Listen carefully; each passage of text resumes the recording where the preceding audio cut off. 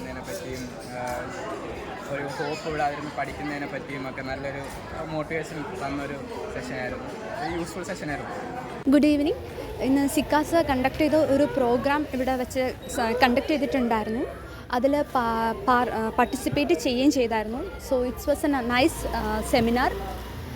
നല്ല പ്രസൻറ്റേഷൻ ആയിരുന്നു. Way of communication was also good.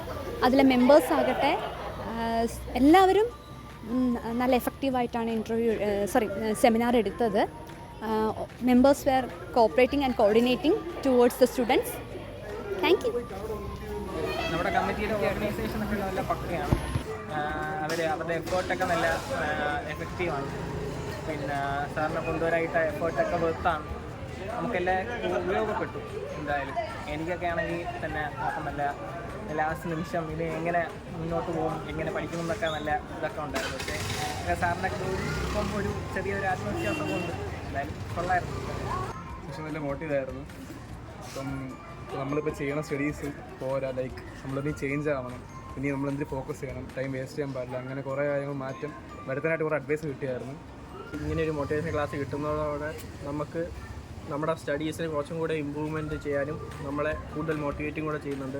പിന്നെ അതുപോലെ തന്നെ സാറിൻ്റെ ചൈൽഡ്ഹുഡ് എക്സ്പീരിയൻസ് ഒക്കെ പറഞ്ഞിട്ടുണ്ടായിരുന്നു. അപ്പോൾ ആ ചൈൽഡ്ഹുഡ് എക്സ്പീരിയൻസ് ഒക്കെ വെച്ചിട്ട് നമുക്ക് നമ്മളെക്കൊണ്ടും പറ്റും, നമുക്ക് കൂടുതൽ എഫേർട്ട് ഇടാൻ പറ്റും എന്നുള്ള ഒരു വിശ്വാസം നമുക്ക് വന്നിട്ടുണ്ട്.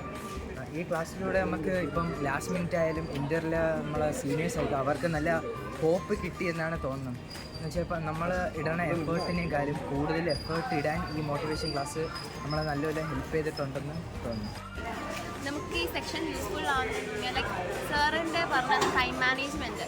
സാർ അതിൽ ഒരുപാട് കാര്യങ്ങൾ പറഞ്ഞാൽ ഡിസ്ട്രാക്ഷൻസ് അവോയ്ഡ് ചെയ്യുക. അതിലൊരു കാര്യം ഉറപ്പാണ്, നമുക്ക് മാത്രമേ നമ്മുടെ ഡിസ്ട്രാക്ഷൻസ് അറിയൂ. അതുകൊണ്ട് അത് ഒഴിവാക്കാനായിട്ട് നമ്മളെ കൊണ്ടേ പറ്റത്തുള്ളൂ. അത് ഏറ്റവും നല്ല എഫക്റ്റീവായുള്ള കാര്യമാണ്. പിന്നെ ടൈം മാനേജ്മെൻറ്റ് എങ്ങനെ ചെയ്യണം, അത് എഫക്റ്റീവായിട്ടുള്ള കാര്യമാണ്. ഭയങ്കര യൂസ്ഫുള്ളായിരുന്നു. അതിൽ ലെങ്തി അല്ലായിരുന്നു, പക്ഷേ എഫക്റ്റീവായിട്ട് ഉള്ള ടൈമിൽ എഫക്റ്റീവായിട്ട് കാര്യങ്ങൾ പറഞ്ഞു വരുന്നു. പിന്നെ സാറിന് ലൈഫ് സ്റ്റോറി ഭയങ്കര ഒരു ഇൻസ്പിറേഷൻ പോലെയായിരുന്നു. ആൻഡ് ഓക്കെ, സാറ് പറഞ്ഞ കാര്യങ്ങൾ ഫോളോ അപ്പ് ചെയ്യാൻ നോക്കുന്നുണ്ട്. ഒറ്റയടിക്ക് ചെയ്യാൻ പറ്റത്തില്ലെങ്കിലും പയ്യെ പയ്യെ